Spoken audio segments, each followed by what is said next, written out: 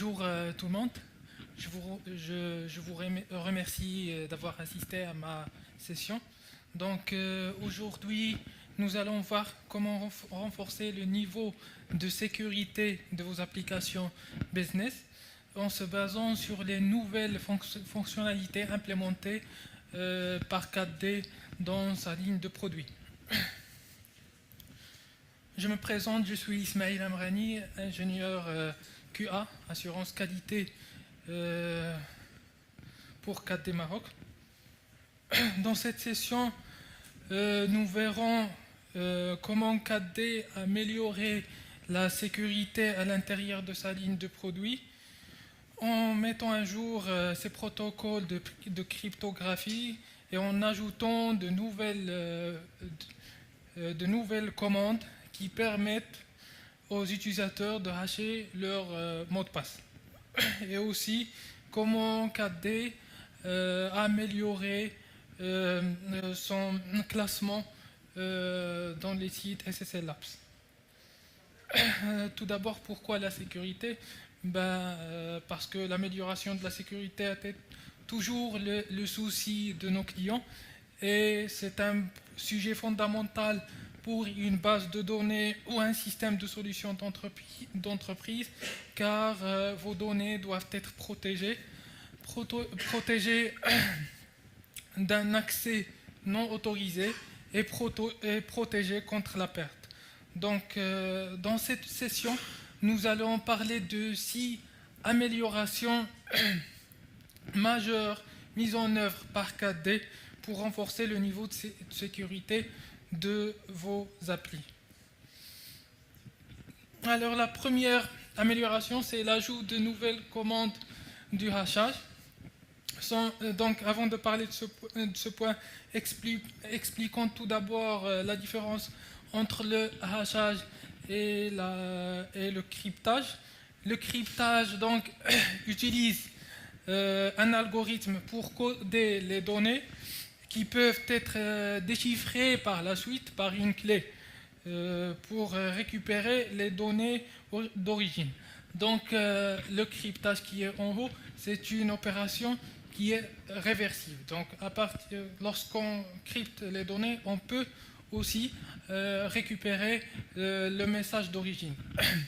Le hachage qui est en bas est un mécanisme non réversible et donc une fois les données sont codées, il n'y a aucun moyen de les récupérer.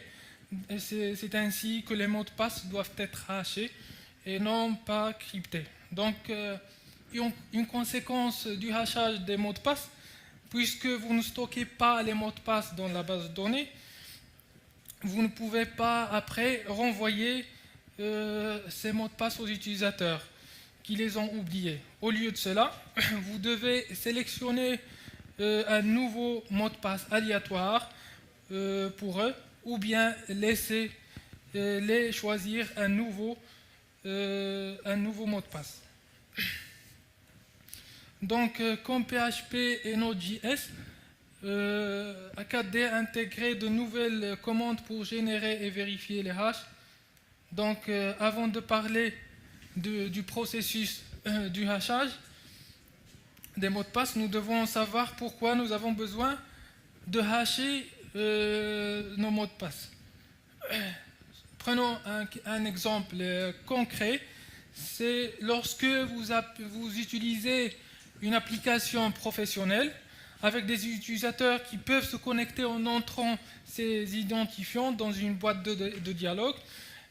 Donc une fois connectés, certains vont obtenir des droits supplémentaires tels que la lecture, l'écriture dans d'autres tables ou champs par exemple.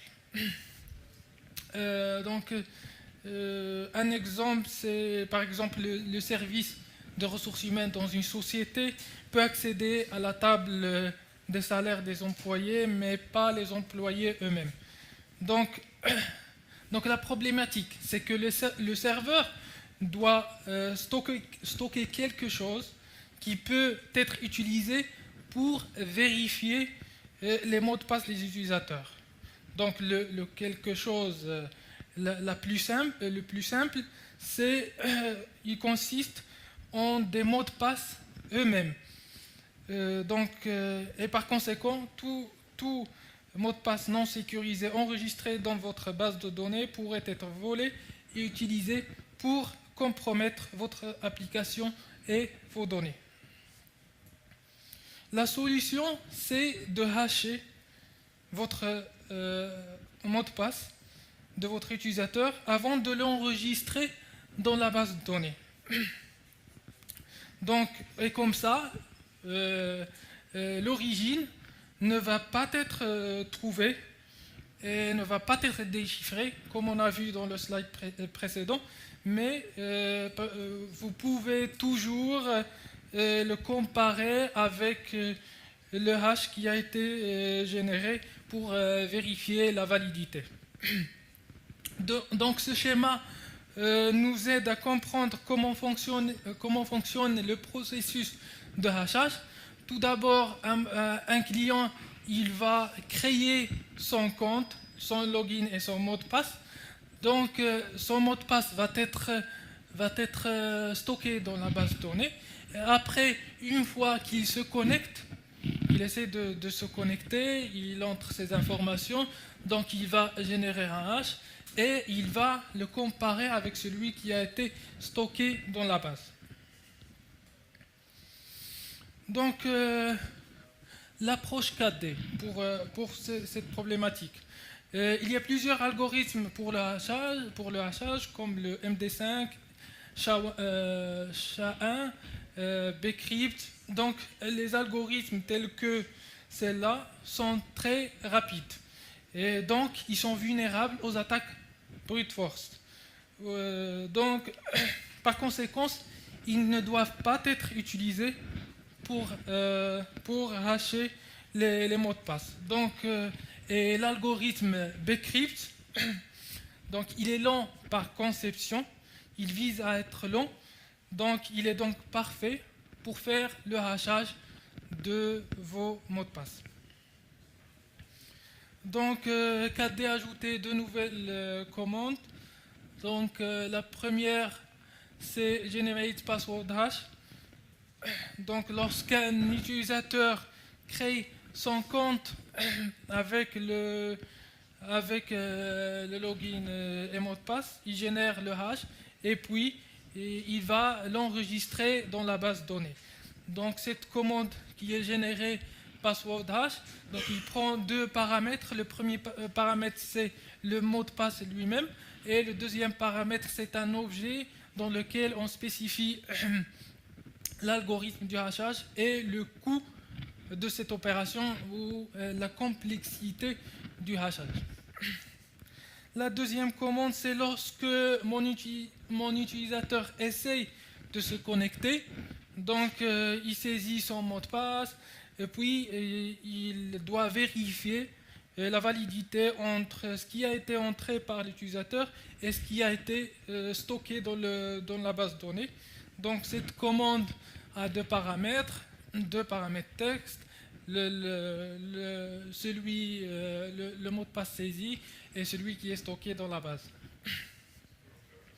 Donc la deuxième amélioration de la sécurité est la mise à jour des fonctions digest.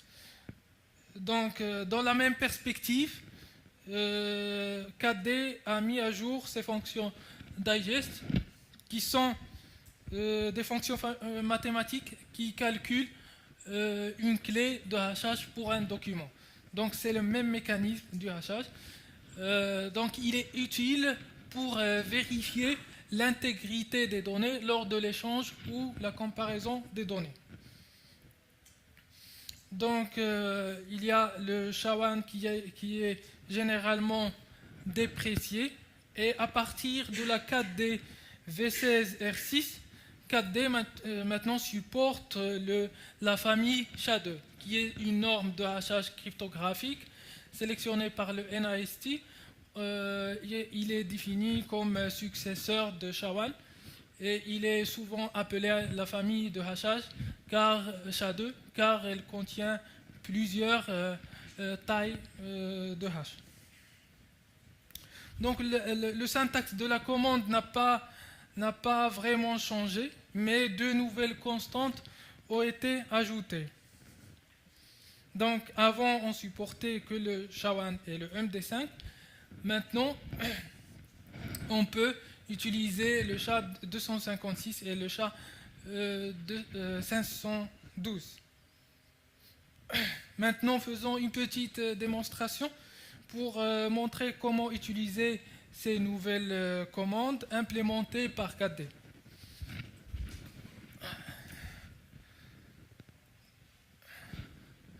Donc voilà, j'ai une base 4D. Ici, j'ai une base 4D publiée sur le web et j'ai un formulaire web dans lequel je vais créer un nouveau utilisateur. Donc, je vais créer un nouveau utilisateur. Je vais choisir un nom, par exemple, Samit, un mot de passe.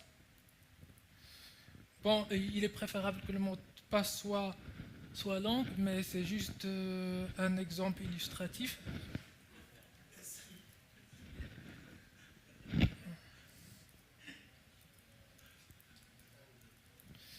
Non pas il doit être lent, mais il doit contenir différents caractères, des chiffres, des majuscules, des caractères spéciaux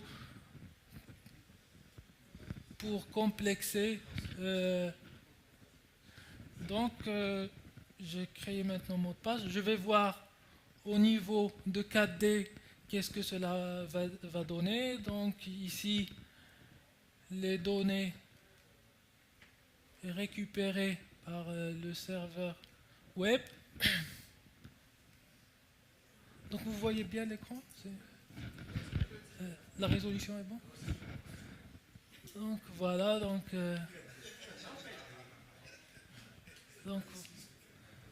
le nom d'utilisateur, le mot de passe. Après, donc, je vais générer le hash. Celui-là.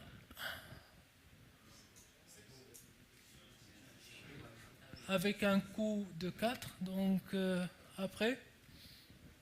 Donc, je vais enregistrer cette information dans la table utilisateur. Après, je vais rediriger mon web server à une autre page. Donc voilà. Login, l'utilisateur a été créé. Maintenant, c'est si on veut se connecter avec cet utilisateur qu'on vient de le créer. Donc tout d'abord, je vais mettre un mot de passe erroné. Je vais essayer de se connecter. Je vais voir qu'est-ce que ça va donner en 4D. Donc voilà. Bon, quelque chose. Voilà. Je vais faire une requête. Verify password. Eh ben non. Le password n'était pas bien saisi.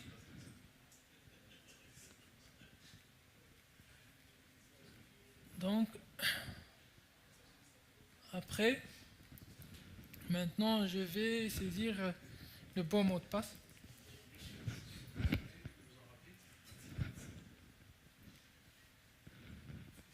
Oui. Les valeurs retournées par le web server et après, maintenant, il va vérifier le password hash. Donc, c'est bon.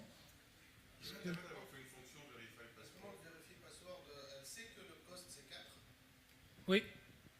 Donc pour les questions, on va les traiter après. Donc on terminera la présentation et après vous pouvez donc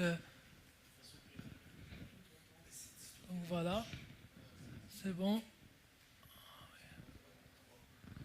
Oui.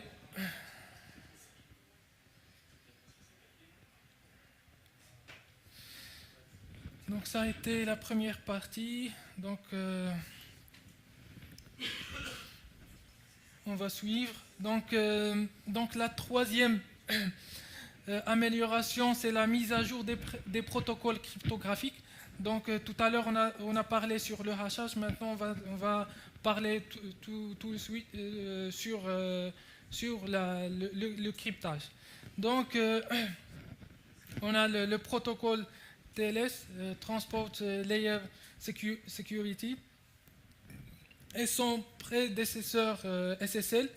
Tous deux, souvent appelés SSL, sont des protocoles cryptographiques qui assurent la sécurité de la communication sur le réseau.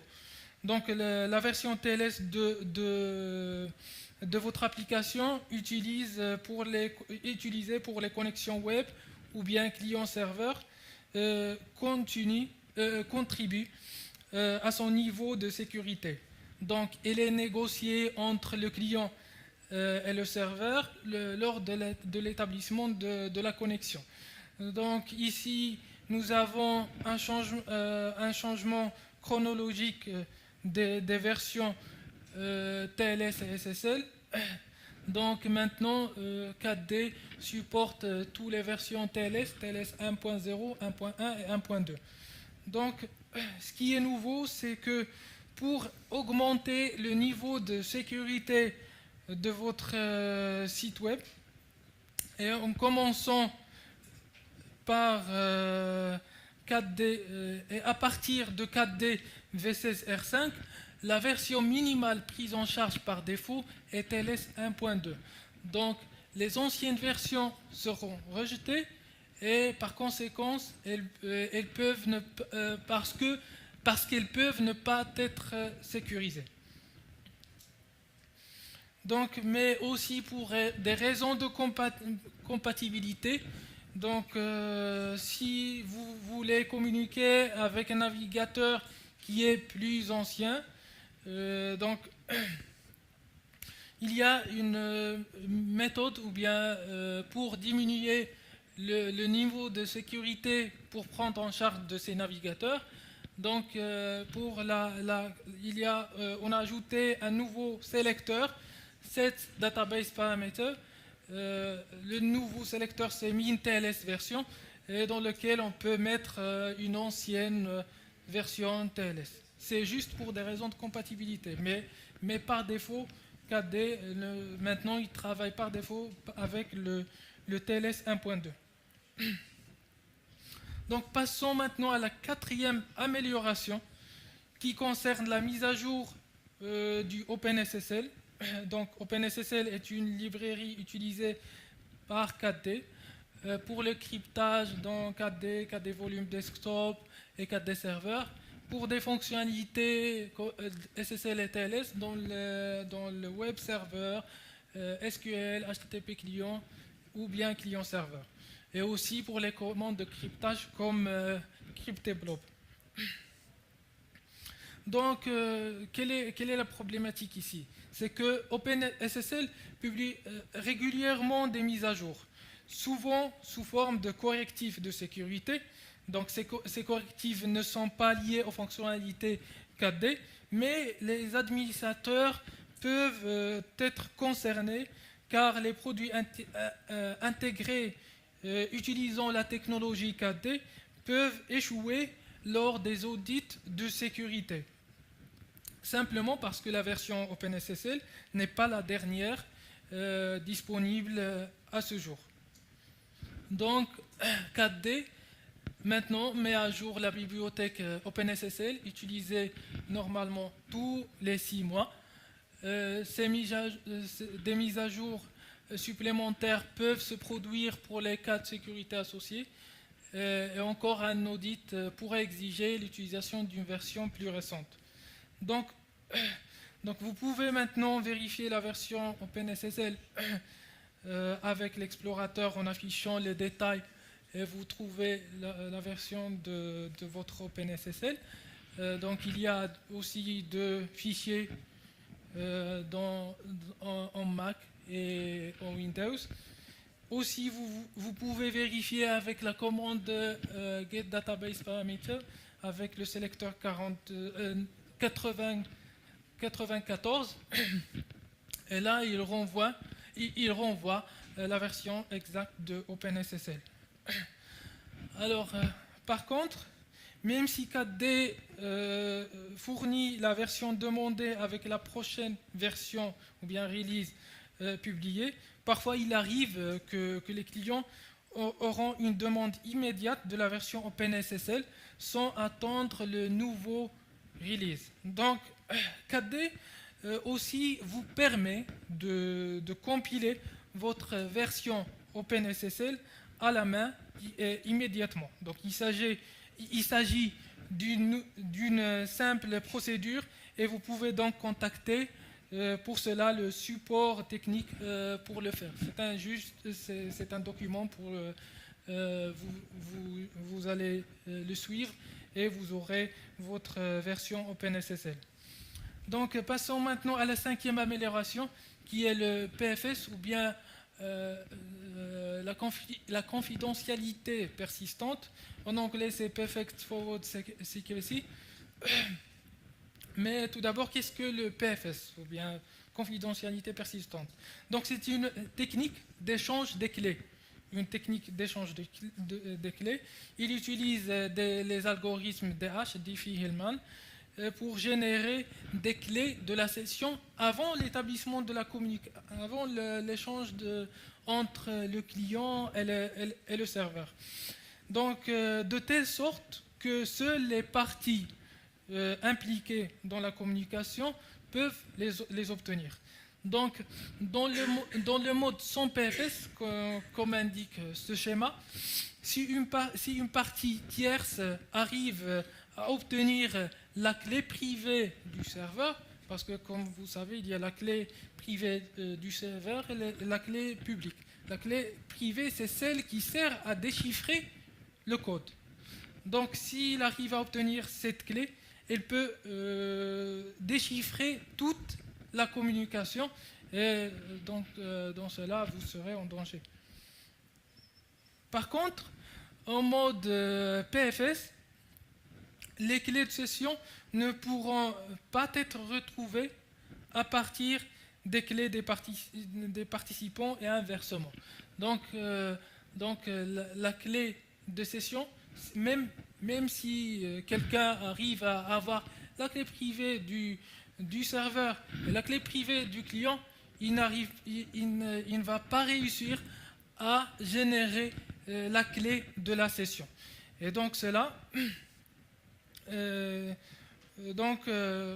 comme ça, il n'arrivera pas à déchiffrer les échanges que vous auriez pu enregistrer dans le passé, que vous avez enregistré dans le passé. Mais pourquoi le PFS? Eh bien, on a activé le PFS, c'est pour deux raisons principales.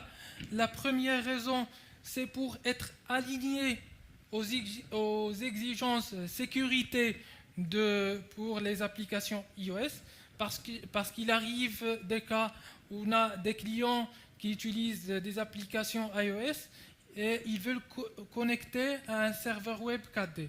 Donc Apple a ajouté de nouvelles exigences. Donc il exige que la négociation TLS soit avec le mode PFS, le mode de confidentialité persistante. Donc la deuxième raison, c'est de promouvoir le classement des sites web 4D dans SSL Lab et par la suite réussir dans les audits de sécurité. Donc cette capture n'est pas tirée d'un site web 4D. Ne vous inquiétez pas, on n'a pas le F, on a le B ou bien maintenant avec les nouvelles versions on a le A+. Donc on a parlé sur le pourquoi. Maintenant, comment 4D supporte le PFS? Donc KDE active automatiquement PFS lorsque ces 4 conditions sont remplies. Donc la première, TLS doit être activée sur le réseau. Donc vous pouvez l'activer dans le paramètre de la base, dans la partie web. Vous cochez l'icône, le checkbox du TLS.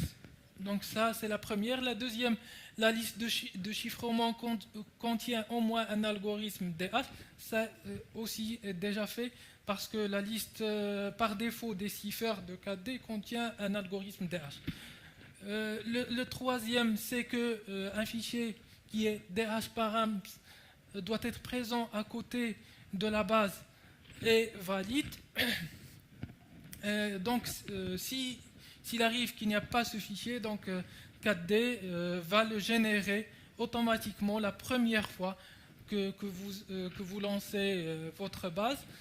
Et donc, cette opération peut prendre un peu 2 à 3 minutes la première fois, mais après, il va rester donc, à côté de votre base. Donc, la quatrième condition, c'est que tous les certificats SSL-TLS soient présents. Donc, en l'occurrence, le key.pem et le cert.pem. Donc, il y a aussi une méthode pour vérifier que le PFS est activé dans votre base. C'est avec la nouvelle commande WebLear InfoServer.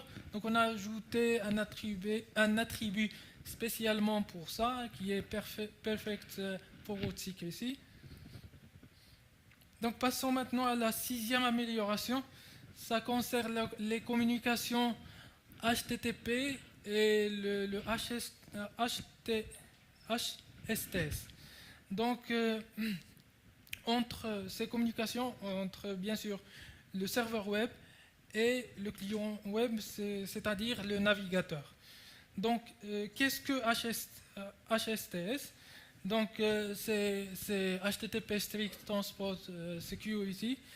Et c'est un système ou bien une politique pour protéger les entreprises en ligne et les sites web contre la rétrogradation des cyberattaques et le détournement des cookies. Donc, en bref, le HSTS permet au navigateur web, donc à un site web, d'indiquer, donc le serveur web va indiquer au navigateur qu'il ne doit pas être accédé à l'aide de qui ne doit être accédé qu'à l'aide du HTTPS, au lieu d'utiliser HTTP. Donc, comment activer le HSTS? Donc, donc, on a ajouté de nouvelles propriétés des commandes web fixées options et web lire options. La première commande, c'est pour activer l'option. La deuxième commande, c'est pour spécifier la durée de ce mécanisme, combien il va durer. Donc, dans l'exemple, on a activé HSTS pour une durée de 2 ans. Donc, ce que je peux vous dire sur cette partie, c'est que faites attention lors de l'activation du HSTS, n'activez pas cette option que si vous êtes sûr que votre site web est bien prêt pour cela. Donc, c'est-à-dire que vos pages HTTP, votre page sont en HTTPS et tout est bon. Parce que là, si vous activez cette option pour une longue durée, donc et vous le désactivez après, ça va créer des problèmes parce que les navigateurs web ne vont pas pouvoir, ne vont pas savoir que ça a été désactivé. Donc maintenant, c'est essentiellement, on a fait cette amélioration pour augmenter le niveau de sécurité de 4D, avoir un ranking ou bien un classement de A+. Donc maintenant, on va voir une petite démonstration ou un comparatif entre ce qui a été avant et ce qui est maintenant. Donc c'est pour cela on va voir la base Bugbase avec une version V16R5, le classement sécurité qu'on obtient, et on va aussi voir le même test avec une version V17. Donc voilà, on va entrer au site de SSL Labs. On va entrer l'URL de notre site web. Après, on va lancer le test d'audit. Et on va voir ce que ça va donner. Alors, le ranking c'est B avec un V16 R5. Et là, on a le détail. Alors, on a ici que le site web ou bien le serveur ne supporte pas le PFS. On va voir aussi plus de détails. Alors là, voilà, c'est que il dit qu'il y a serveur fatal error, c'est qui ne répond pas aux exigences d'Apple. Apple ATS 9 pour les iOS de version 9, iOS 9.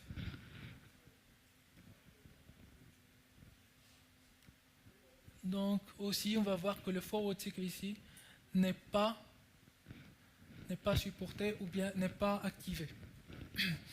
Donc on va faire le même test avec la V17.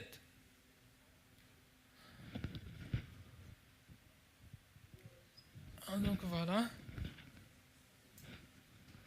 Donc on lance notre base 4D Bugbase. On lance le serveur. On va lancer le client. Oui. On va voir la commande qui permet d'activer le HSTS. Ah oui.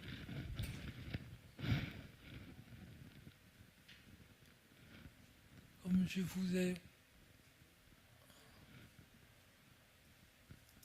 C'est pour activer le HSTS. Après, donc, ça va prendre 3 minutes pour la génération de DHParams. Donc, le fichier a été généré. Après, on va faire le test avec le SSL Labs et on va voir ce que ça va donner. Donc, on entre tout d'abord l'URL. On va cliquer sur Submit. Oui. Il va faire ses tests, vérification des versions TLS, aussi le PFS, HSTS. Donc maintenant on a un ranking A+. Il marque que le HSTS est activé. Oui.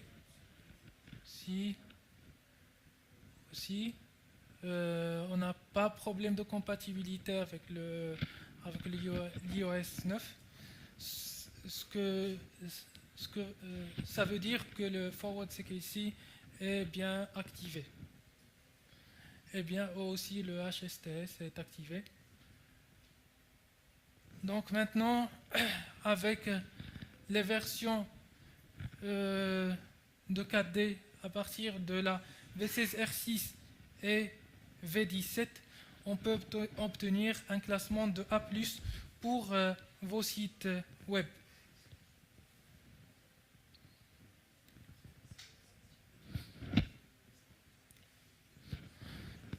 Oui, donc on a vu dans cette session 6 améliorations majeures au niveau de la sécurité.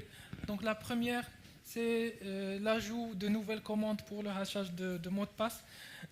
La deuxième, la mise à jour de la commande générée digest pour supporter le SHA-2. La troisième, c'est la mise à jour des protocoles cryptographiques. La quatrième, c'est la mise à jour et aussi permettre aux clients de compiler leur propre version OpenSSL après l'activation de la confidentialité persistante. Et la sixième et la dernière, c'est l'activation du HSTS. Donc, je vous remercie pour votre question.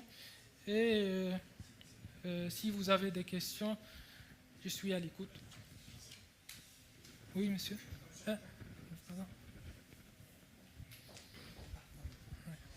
Alors j'en aurais deux questions. La première, c'est la base interne des utilisateurs de 4D, le cryptage des mots de passe. Est-ce qu'il est touché ou amélioré par ces améliorations-là? Oui, bien sûr. Et ça, c'est la première. Et la deuxième, c'est le niveau de cryptage des communications entre le client et le serveur, qu'on n'a pas du tout abordé là. Qu'en est-il par rapport à l'encryptage du trafic qui est lié entre un client et entre clients et les serveurs. Entre client et serveur, ouais. Parce que là, on a parlé que du serveur web. Oui. Mais l'interface client-serveur peut être aussi affectée par des problèmes de cryptage. Et qu'est-ce qui a été fait pour ça? Oui, c'est amélioré? Oui, bien sûr. Lorsqu'on met à jour l'OpenSSL, ça touche la communication client-serveur. Donc c'est amélioré par rapport à ce qui était avant. Excusez-moi, quand vous dites que ça ne sera pas compatible iOS, ça veut dire que si on prend son téléphone et qu'on va sur ce site-là, on ne pourra pas se connecter du tout? Non, on aura juste une alerte? On peut se connecter, mais il y a des alertes. Et après, si on n'active pas le PFS, après, vous ne pouvez pas se connecter. Parce que ce sont des exigences d'Apple. Et après, quand vous dites après, c'est dans quelques mois, ils vont dire qu'on peut plus, c'est ça? Oui, peut-être. On ne sait pas quand en fait. On sait pas. Ça dépend d'Apple. Ça dépend de ce qu'ils décident. Ça peut être demain, comme dans 6 mois. Demain, après-demain. Mais maintenant, on est vraiment aligné à leurs exigences. Oui, monsieur. Quel est le coût d'une connexion, une connexion SSL et une connexion non SSL? Quel est le entre ouais, c'est plus long, mais de combien pour dire quelque chose? Quel est le pourcentage? Est-ce qu'on rajoute 3%, 300%? Je n'ai pas vraiment l'ordre de grandeur, mais ce que je vais vous dire, c'est que lorsque vous utilisez une connexion non SSL, c'est-à-dire que vos données sont en clair dans le réseau, et si quelqu'un qui intercepte vos paquets, donc c'est un coût vraiment. Mais sinon, pour le temps, ça ne doit pas être une grande différence. Parce que là, lorsque j'ai fait l'exemple, c'est avec du TLS, HTTPS. Donc, vous voyez que la saisie du mot de passe et la vérification n'a pas pris beaucoup. Oui. Oui. Bon, ça ne doit pas être grand-chose. C'est intéressant de savoir un jour d'avoir des gros échanges, de voir quel est le coût, 3%, 10%. Oui, parce que normalement, maintenant, tous les sites qui sont critiques, ils travaillent avec du HTTPS. Donc, vous ne voyez pas vraiment de différence. Vous voyez pas. Moi, j'avais aussi une question sur le paramètre que vous avez dit. On peut mettre qu'il y a un délai de 2 ans. Là, on peut pas fixer paramètre base et on peut l'activer ou pas, mais c'est le FP, je sais plus quoi là. HSTS. Le HSTS, ouais. En fait, quand vous dites si on l'active et puis qu'on le désactive, le navigateur il voudra pas. C'est que à la première connexion, le navigateur stocke cette info. Oui. Et oui, après, c'est définitif. C'est définitif. Il faut vraiment une opération longue et ça dépend des navigateurs. D'accord. Soit des navigateurs, il suffit de supprimer le cache. Par contre, d'autres navigateurs, vous aurez d'autres opérations à faire. C'est comme un cookie ou quelque chose comme ça? Non. Oui. C'est pas vrai. Ouais.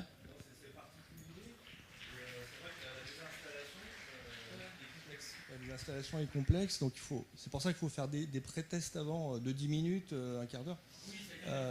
Voilà, faire un petit réglage. Si on met le réglage à 10 minutes, en fait, c'est gênant parce qu'à chaque connexion, il est obligé de refaire le truc et que c'est plus long. Oui, après, ça dépend le temps que vous voulez effectivement activer par défaut, quoi, pour être tranquille ou pas. Mais après, en coût de temps, je sais pas ce que ça peut valoir, quoi. Le cryptage de client-serveur, KD client-serveur, le cryptage, il utilise quoi comme version?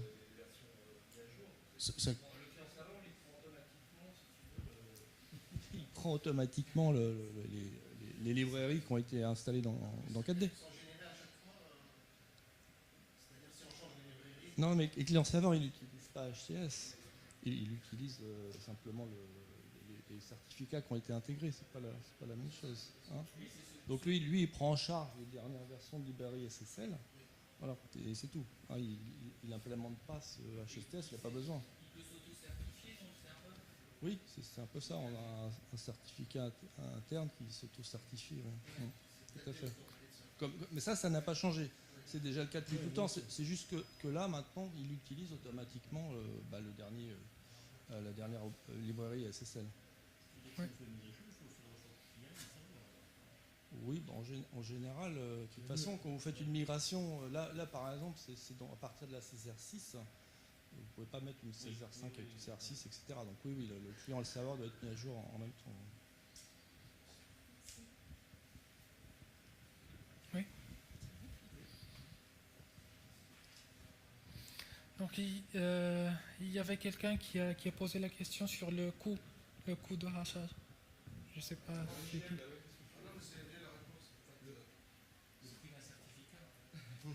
Non, c'est juste parce que quand tu t'appelles la commande, c'est qui vérifie le hash. Juste quand on hash le mot de passe, on passe le cost 4. Et quand on fait verify password, juste la seule question, je disais que est-ce que cet algorithme, donc il sait que le cost était 4.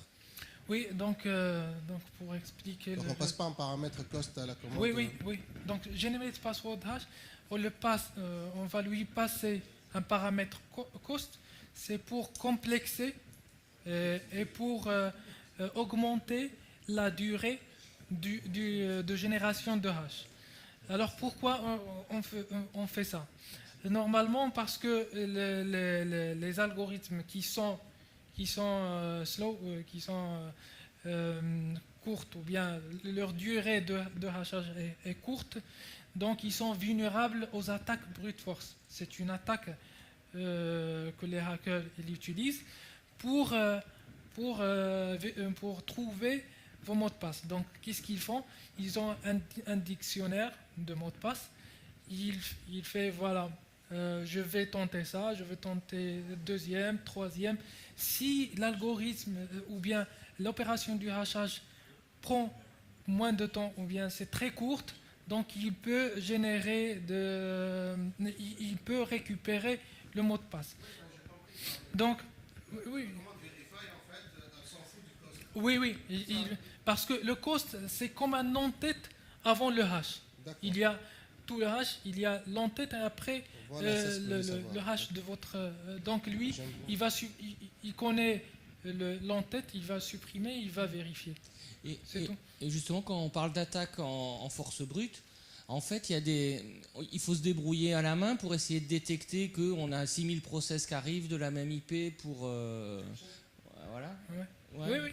Parce que sinon, voilà, à part faire un captcha, il faut se débrouiller. Il n'y a pas de solution dans 4D qui dit attention, c'est un peu bizarre dans l'authentification. Ouais.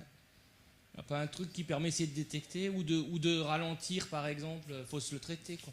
Il y a des solutions chez Keglis où au bout de 2 fois ou 3 fois, on ralentit le temps pour éviter par exemple, pour que ça soit très long et que... Oui, ça peut être une solution. Ouais. Oui, monsieur.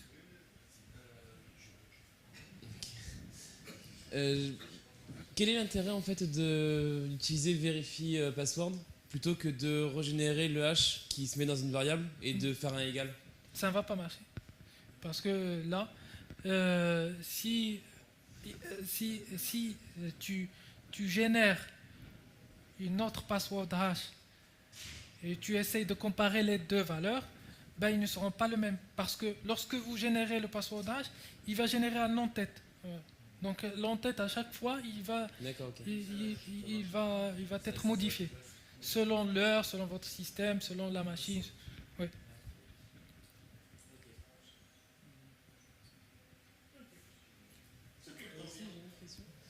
J'ai une autre question. Les certificats SSL, alors peut-être que c'est déjà connu pour avant, mais ils sont où en fait? On les met sur le serveur dans le dossier de 4D ou dans le oui. dossier d'application? Dans le dossier de 4D. Du logiciel. Dans le dossier de l'application, de la base de données. D'accord, ok. Oui. Merci. On peut dans un même serveur web avoir plusieurs certificats. Imaginons que ça soit une base mutualisée avec 5 clients qui ont chacun leur certificat et leur nom de domaine, puisqu'on peut faire du multi-nom de domaine, oui, du multi-homing. Là, vous parlez du SSL Wildcard, c'est ça? Je sais pas. Oui, ou du SSL. Il faut bien mettre un certificat pour le SSL. De toute façon, il n'y aura qu'une seule certificat. Il n'y en a qu'un seul. Oui. Sinon, Donc il y a d'autres types. Imaginons qu'on ait une base 4D où ça soit plusieurs URL qui tapent. Il faut pouvoir avoir un certificat par nom de domaine normalement, non? C'est le même? On peut mettre plusieurs noms de domaine dans le même certificat? D'accord.